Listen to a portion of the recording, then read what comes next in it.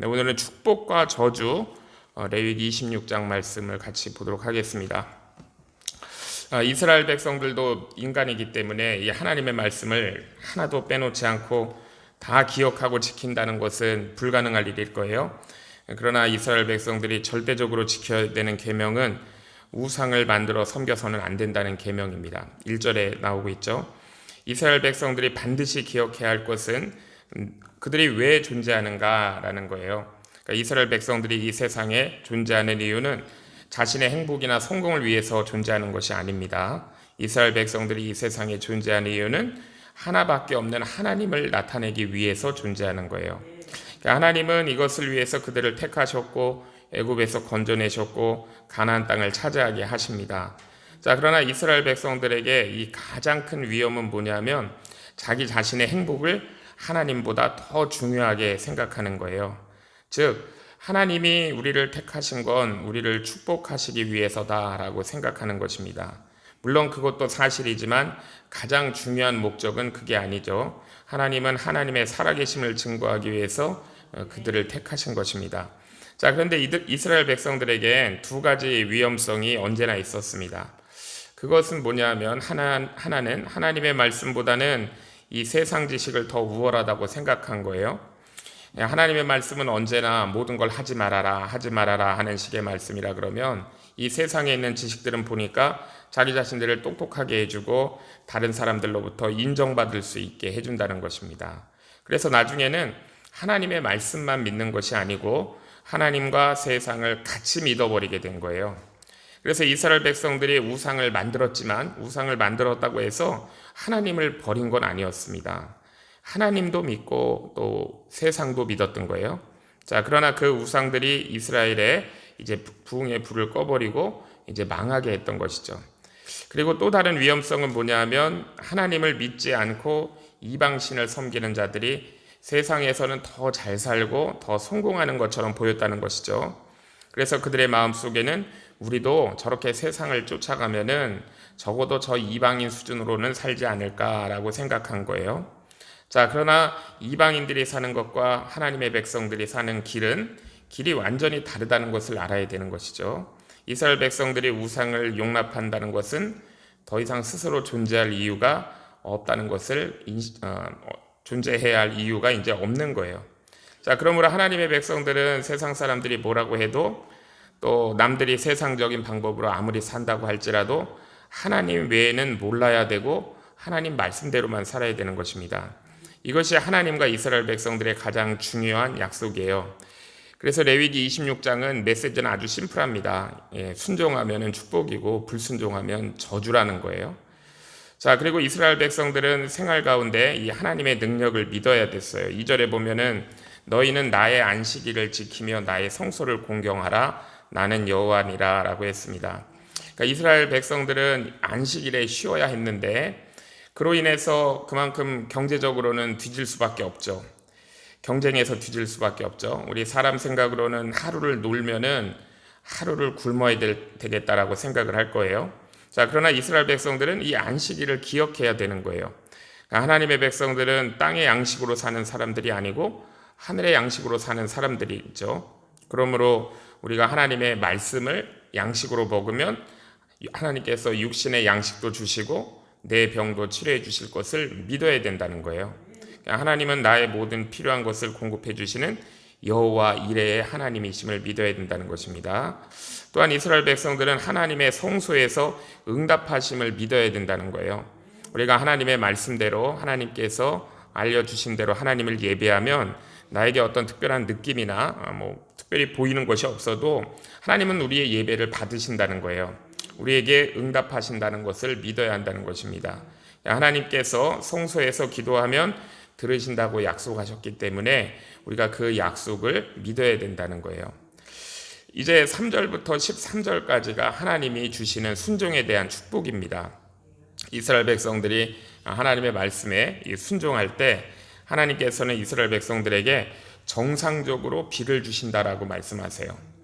우리 생각에는 이스라엘 백성들이 하나님의 말씀에 잘 순종하면은 비가 아니고 매일같이 기적을 베푸실 것 같은데 하나님께서는 정상적으로 비가 오게 하시고 나무가 열매를 잘 맺게 하는 것이 하나님의 축복의 표시다라고 말씀을 하십니다. 3절에 보면은 규례와 계명이라고 말씀하고 있는데, 이 규례라는 건 뭐냐면은 하나님께서 이 레위기에서 말씀하신 제사에 대한 제사법에 대한 말씀이고요. 계명이라는 것은 이스라엘 백성들이 삶 가운데 생활 중에 지켜야 되는 그런 법들인 거죠. 그러니까 이스라엘 백성들이 하나님의 말씀에 따라 이 규례와 계명을 잘 지키면 하나님은 적절할 때에 꼭 비를 주시겠다라고 말씀하셨습니다. 자, 여기에서 우리는 이 비는 하나님의 말씀대로 우리가 살지 않아도 저절로 오는 것이 아닌가라고 우리가 생각할 수 있어요.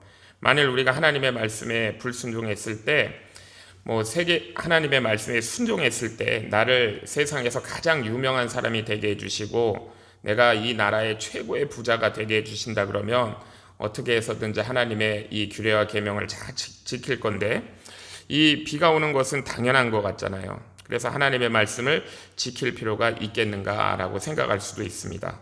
자, 그런데 우리가 한번 생각을 해보면요, 우리 하나님께서 가지신 능력 중에 가장 어려운 능력이 이 비 내리는 기술이에요. 우리가 한번 잘 생각을 해보세요. 하나님께서는 바다에서나 육지에서 수분을 이렇게 위로다가 아주 작은 그런 분자 상태로 뽑아 올리시는 거잖아요. 그러니까 하늘로 올리셔가지고 그거를 구름으로 이렇게 저장을 해 놓으셨다가 이 세상에 이것이 또 물폭탄이 되지 않도록 아주 적절하게 내려주시는 거예요.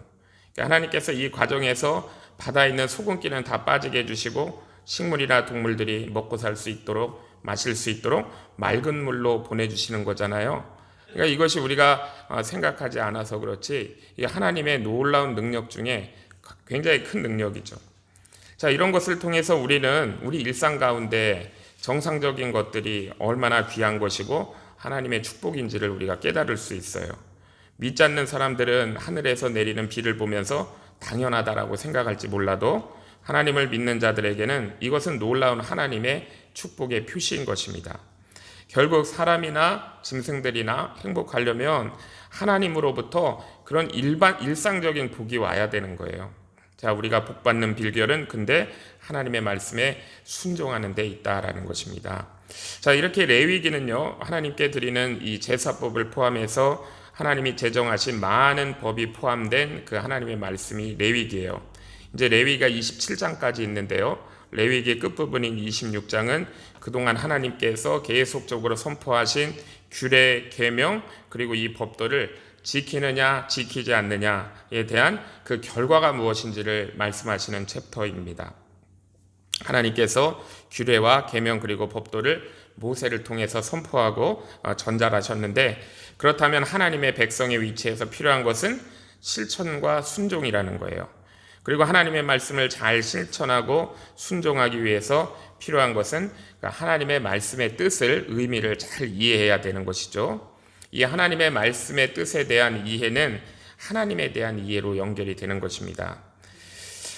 자, 그래서 이해가 선행되지 않으면 또 올바른 실천과 순종이 쉽지가 않을 거예요. 자, 그런데 우리가 또 하나님의 뜻을 잘 이해하고 실천하기 위해서는 믿음이 필요하다는 것이죠. 잘 믿는 사람이 하나님의 뜻을 잘 이해할 수가 있게 돼요. 그래서 이해가 먼저인지 믿음이 먼저인지 우리가 구별하기 어렵지만 잘 믿으면 잘 이해할 수 있게 돼요. 잘 믿으면 실천할 수 있게 됩니다. 믿음이 없으면 하나님의 뜻을 이해할 수가 없어요. 자, 하나님의 말씀에 순종할 수도 없어요. 자, 그래서 하나님에 대한 이해는 우리 인간의 이성으로 되는 것이 아니기 때문이고 오직 믿음이기 때문입니다. 자, 그리고 인간의 이해가 반드시 선행되어야 순종이 나오는 것도 아니에요. 이해가 잘 되지 않더라도 하나님이 말씀하셨기 때문에 믿음으로 말씀에 대해서 순종하는 것이 필요합니다. 자, 그래서 믿음이 먼저냐 이해가 먼저냐 우리가 얘기하기는 어렵지만 믿음이 필요하죠. 하나님은 하나님의 백성들에게 이해를 먼저 요구하시고 나서 순종을 요구하시지 않으셨어요. 단지 하나님에 대한 이해는 우리 인간의 입장에서 보면 하나님을 더 잘 믿고 더 잘 따르기 위해 이해가 필요한 거죠. 그러니까 하나님에 대한 완전한 이해가 없어도 사실 우리가 하나님의 말씀을 순종하는 데는 전혀 문제될 것이 없습니다. 왜냐하면 우리가 믿는 하나님은요, 완전히 공의로우시고 완전히 의로우시고 신실하시고 전혀 부족함이 없는 여호와 하나님이시기 때문이에요. 그렇기 때문에 우리 하나님은 택하신 백성들에게 언제나 순종을 요구하시고 언제나 경배를 요구하시는 겁니다. 우리가 1절 말씀을 다시 보면은요, 너희는 자기를 위하여 우상을 만들지 말지니 조각한 것이나 주상을 세우지 말며 목상이나 주상을 세우지 말며 너희 땅에 조각한 석상을 세우고 그에게 경배하지 말라라고 했습니다. 사실 이거는 십계명 제2계명이고요. 또 2절도 보면 너희는 내 안식일을 지키며 내 성소를 경외하라라는 건 십계명 제4계명에 해당됩니다. 그리고 본문 3절에 내 규례와 계명, 그리고 14절 15절의 모든 명령과 법도는 전부 다 하나님의 뜻이 포함된 하나님의 말씀을 의미하는 거예요. 자, 하나님은요, 하나님께서 세상에 있는 다른 신들과의 차이를 강조하시기 위해 1절과 2절 끝에 각각 나는 여호와이니라 나는 여호와이니라 라고 반복해서 말씀하십니다. 그러니까 참 신은 여호와 하나님이심을 잊지 말라라고 반복해서 강조하는 거예요. 자, 그러니까 우리가 믿는 하나님은 여호와 하나님이세요. 영원토록 변함없이 거룩하시고 의롭고 선하신 분이 바로 우리가 믿는 하나님이시다라는 것입니다. 자, 그런데 그 하나님께서 우리를 택하시고 규례와 법도와 이 계명을 통해 말씀하신 후 원하시는 것이 뭐냐면 순종이라는 거예요. 그러니까 레위기 26장이 강조하는 바는 하나님 말씀에 대한 철저한 순종입니다. 그러니까 하나님의 말씀에 대한 순종을 강조하기 위해서 우리가 하나님께서는 26장에 축복과 재앙을 쭉 열거해서 말씀하고 있는데, 자, 말씀에 순종하면 축복을 받고 불순종하면 재앙을 받게 될 것이다 라는 내용이 26장 내용이에요. 3절에서 13절은 하나님 말씀에 순종했을 때 받을 축복에 대한 내용이고요. 자, 그것은 때를 따라 적절하게 비를 내려주시고 풍성한 소산물을 주시고 하나님께서 하나님의 백성들의 평화와 안전을 지켜주신다라는 것이 순종에 대한 축복입니다. 그 다음에 14절부터 무려 39절까지는 하나님께서 내리시는 저주, 재앙에 대한 말씀이에요. 하나님의 말씀에 불순종했을 때 받게 될 벌에 대한 내용이 14절부터 39절입니다. 불순종의 재앙의 내용을 정리하면 가뭄과 흉작과 기근과 전쟁의 재앙이에요. 우리가 레위기 26장에서 주목할 부분은 축복과 재앙 사이에 그럼 중립지대는 있느냐라고 볼 때 중립지대가 없다는 거예요. 그러니까 하나님의 말씀에 대충 따르는 것은 없다라는 것이죠. 잘하느냐 아니면 못하느냐, 순종이냐 불순종이냐 두 가지밖에 없다는 것입니다. 그리고 그 결과도 완전히 다른 거죠. 순종하면 축복이고 불순종은 저주라는 거예요. 신앙생활에 있어서 미지근한 것이 없다는 것이죠. 우리 계시록 3장 16절에 내가 이같이 미지근하여 뜨겁지도 아니하고 차지도 아니하니 내 입에서 너를 토하여 버리리라 라고 우리 주님이 말씀하셨는데, 우리의 신앙생활은 잘하거나 못하거나 둘 중 하나라는 거예요. 자, 오늘 본문 31절을 보면 내가 너희의 성읍을 황폐하게 하고 너희의 성소들을 황량하게 할 것이요 너희의 향기로운 냄새를 내가 흠양하지 아니하겠다라고 하셨습니다. 왜 하나님께서는 이 성소들을 황량하게 하신다고 말씀하시는 것일까? 왜 제단에서 드리는 이 향기로운 향연을 흠양하지 아니한다고 하시는 것일까? 자, 왜 그럴까요? 그 자신의 몸만 예배의 초소에 와 있기 때문인 거예요. 몸은 거기에 와 있지만, 성소에 와 있지만 마음은 교만과 탐욕으로 가득 차서 하나님을 떠나 있는 자들이 모여 있는 그 예배 처소입니다. 그러니까 하나님은 그걸 싫어하기 때문에 그 예배를 받지 않으시고 그 예배를 통해 드려지는 예물과 기도도 받지 않으시겠다는 말씀이에요. 자, 그렇기 때문에 우리 하나님 백성들의 신앙은 전진 아니면 후퇴입니다. 우리 신앙생활이 나는 멈춰 있다라고 생각할 수 있지만 가만히 있으면 정지해 있는 것이 아니고 이 세상의 조류를 따라 흘러 뒤로 후퇴하는 거죠. 하나님의 말씀은 순종 아니면 불순종, 중간지대는 없다라는 것이 레위기 26장 말씀이에요. 자, 오늘 말씀을 통해 우리의 신앙 상태를 우리도 점검해 봐야 되는 굉장히 강한 말씀입니다. 나의 신앙의 상태는 어떠한가? 전진인가? 후진인가? 하나님의 나라와 이 복음의 일에 내가 아무런 헌신이나 노력을 기울이지 않다고 그러면, 나만의 편안에 이런 안일함으로 살고 있다 그러면 그거는 분명히 전진이 아니고 후퇴일 거예요. 오늘 본문 레위기 26장 34절에서는 땅의 안식을 말씀하고 있습니다. 자, 그런데 여기 이 땅의 안식은요, 우리가 어제 말씀에서도 보았지만 정상적인 안식이 아니고 하나님의 재앙으로 인한 땅의 안식을 말씀하는 거예요. 우리가 만일 하나님의 이 부르심을 거부한다 그러면 잘못된 안식으로의 안식을 취할 수 있다는 것도 오늘 또 말씀하고 계십니다. 자, 레위기 26장에는요, 이 외에도 끔찍한 재앙들의 내용이 더 많이 있어요. 자, 왜 축복보다 재앙의 내용을 훨씬 더 많이 있는 것일까 우리가 생각해 봅니다. 왜 하나님은 재앙에 관한 내용을 축복보다 더 많이 말씀하시는 것일까? 하나님께서 우리를 조금 축복하시고 많이 재앙하시기 위해서 그러는 것일까? 근데 우리가 이제 부모의 입장에서 생각해 봐도 그럴 것 같아요. 우리가 부모가 자녀들에게 축복의 말만 하는 것이 아니라 경각심을 주기 위해서 안 좋은 말도 많이 하잖아요. 그것은 우리가 부모가 그들을 사랑하기 때문에 그러는 것이죠. 하나님의 백성들에게 경각심을 주고 경계하도록 하기 위해서 재앙의 말씀을 더 많이 주신다라는 걸 알 수가 있습니다. 그래서 우리가 결국 하나님께서 원하시는 것은 우리가 재앙을 받는 것이 아니고 축복받기를 원하시는 하나님의 말씀을 오늘 우리가 이 말씀에서 읽어낼 수 있어야 돼요. 우리가 축복과 재앙 중에서 선택해야 된다면 우리가 축복을 선택해야 되잖아요. 재앙을 받지 말아야 되겠죠. 그래서 하나님은 오늘 본문에 축복보다 재앙의 말씀을 더 많이 하시는 걸 볼 수가 있습니다. 자, 그런데 정말 중요한 것은 하나님은 불순종한 자에게 재앙을 내리시는 것으로 끝내지 않으신다는 거예요. 오늘 본문 26장 40절에서 46절까지 이제 끝부분을 보면은요, 이 끝부분의 주된 말씀은 또 뭐냐 하면 벌을 받을지라도 하나님을 원망하지 않고 회개하며 기쁘게 벌을 받으면 하나님은 반드시 하나님과 백성과의 언약을 기억하시고 회복시켜 주실 것을 말씀하고 있습니다. 그러니까 축복과 재앙과 회복을 말씀하시는 것이 레위기 26장이에요.